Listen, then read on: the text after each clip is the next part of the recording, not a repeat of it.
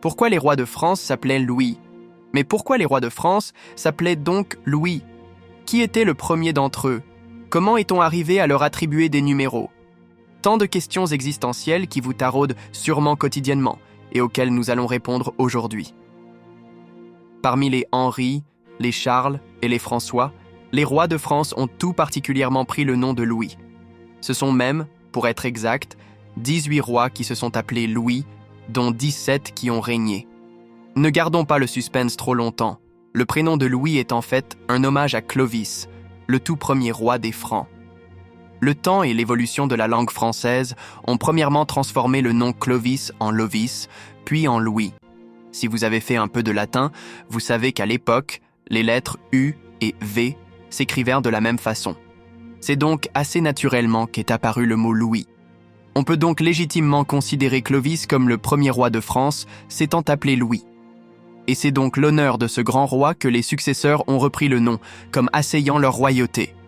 Le tout premier à s'être véritablement et orthographiquement parlant appelé Louis n'est autre que Louis Hunaire, ou Louis le Pieux, fils de Charlemagne. La numérotation des rois. C'est grâce à l'historien Michel-André Lévy que nous pouvons aujourd'hui comprendre l'apparition du système de numérotation royale. Ses travaux et recherches ont montré que, durant des siècles, les rois ne portaient pas de numéros et étaient distingués par leurs surnoms, basés sur des caractéristiques physiques ou morales.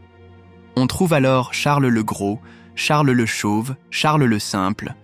Oui, il y a eu beaucoup de Charles aussi. Mais aussi Charlemagne, Charles le Grand, dont le surnom a intégré le nom, ou son père Pépin le Bref, ou encore Philippe le Bel, le Beau. Et les reines ont elles aussi eu droit à de doux surnoms, comme la fameuse Berthe au Grand Pied, mère de Charlemagne.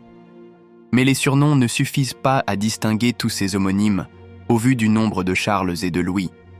Cette ribambelle de noms identiques a obligé à leur attribuer des numéros pour les hiérarchiser chronologiquement, mais surtout faciliter leur distinction. Cette numérotation n'est donc apparue que plus tard.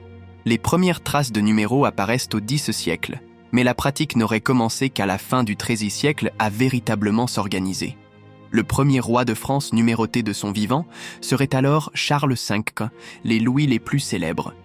Pour revenir au cœur du sujet, rapide tour d'horizon de nos Louis les plus célèbres. Sans équivoque, Louis XIV, alias le Roi Soleil, arrive en tête du classement de popularité. Mais on trouve aussi Louis IX, surnommé quant à lui Saint Louis. Pourquoi ? Parce qu'il était en fait le roi de France le plus pieux, considéré comme un véritable saint durant son règne.